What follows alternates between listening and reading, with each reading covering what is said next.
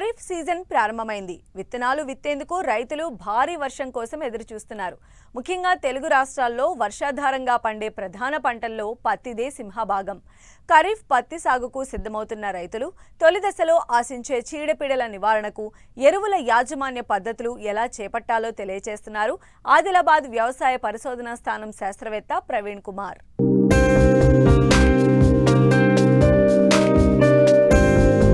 తెలుగు రాష్ట్రాల్లో వర్షాధారంగా అత్యధిక విస్తీర్ణంలో సాగయ్యే పంట పత్తి. ఈ పంట సాగులో అనేక సమస్యలు ఉన్నా వర్షాధారంగా సాగయ్యే ఇతర పంటల కంటే మంచి ఫలితాలు ఇస్తూ ఉండడం వల్ల ఏటా దీని సాగు విస్తీర్ణం పెరుగుతోంది.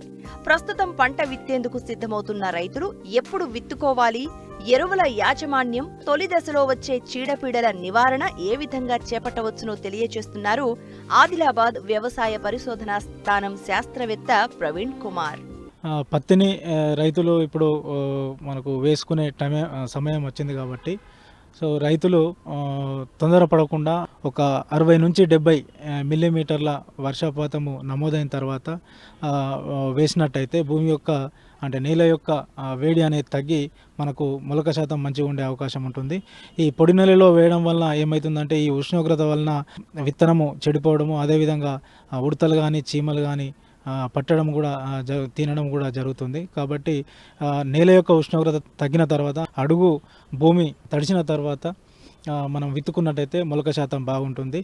మనము సరైన తేమలో విత్తనాలు వేసినట్టయితే దాదాపు 5 నుంచి 6 రోజులలో మొలకంతా కూడా బయటకు రావడం జరుగుతుంది. ఒకవేళ అక్కడక్కడ మొలకలు ఏమైనా పోయినట్టయితే అంటే జర్మినేషన్ రానట్టయితే మనము 10 రోజుల లోపల మళ్ళీ గ్యాప్ ఫిల్లింగ్ అనేది అక్కడక్కడ రాని దగ్గర మళ్ళీ విత్తనాలు వేసుకొని గ్యాప్ ఫిల్లింగ్ చేసుకోవాలి. మనం సరైన తేమలు వేసుకున్నట్టయితే మనకు మొలక శాతం బాగుంటుంది. అదేవిధంగా నేల తయారీ కూడా చాలా ముఖ్యమైనది. మంచిగా చదును చేసుకున్న నేలలో వేసుకోవాలి. చివరి దిక్కులో ఒక 50 కిలోల DAP వేసుకొని కలియ దున్నుకోవాలి. ఒకవేళ చివరి దిక్కులో వేయనట్టయితే 15 రోజుల లోపల ఈ ఫాస్ఫరస్ అందించే ఎరువును అంటే DAP రూపంలో కానీ లేకుంటే సింగిల్ సూపర్ ఫాస్ఫేట్ రూపంలో కానీ వేసుకోవాలి 15 రోజుల లోపల. మొక్కకు కావాల్సిన పంటకు కావాల్సినటువంటి నత్రజని అదేవిధంగా పొటాష్ను మనము హైబ్రిడ్లకు అయితే ఒక 4 దఫాలుగా అంటే 20 రోజులకు, 40 రోజులకు, 60 రోజులకు, 80 రోజులకు నత్రజని కానీ పొటాషియం అందించే ఎరువులను వేసుకోవాలి. మొక్కకు అంటే పంటకు మనకు ఎంత అవసరం ఉంటుందంటే ఈ పోషకాలు నత్రజని అయితేనేమో 48 కిలోలు ఒక ఎకరానికి, ఫాస్ఫరస్ అదేవిధంగా పొటాష్ అయితే 24 కిలోలు ఒక ఎకరానికి అవసరం ఉంటుంది. అంటే ఇది మనం ఒక 4 టన్నుల పశువుల ఎరువు లేదా సేంద్రియ ఎరువును ఒక ఎకరానికి వేసుకున్న తర్వాత ఈ రికమెండేషన్ అనేది చెప్తుంది. అంటే మనకు ముఖ్యంగా ఈ ఎరువుల వాడకం అనేది చాలా ముఖ్యమైన అంశం ఏంటంటే మనము మట్టి పరీక్ష ఆధారంగా తప్పనిసరిగా వేసుకోవాల్సిన అవసరం ఉంటుంది.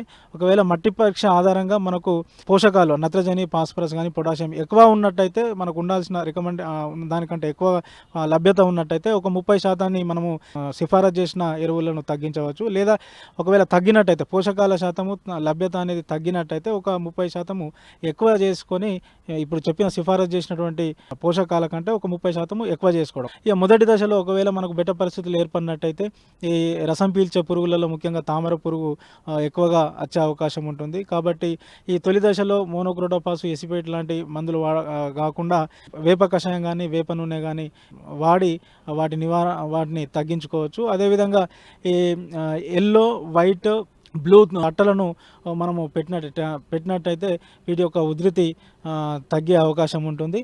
అదేవిధంగా ఈ కాలర్ రాట్ అంటే వేరు తెగుళ్ళు కూడా వచ్చే అవకాశం ఉంటుంది బెట్టు పరిస్థితులు ఉన్నప్పుడు.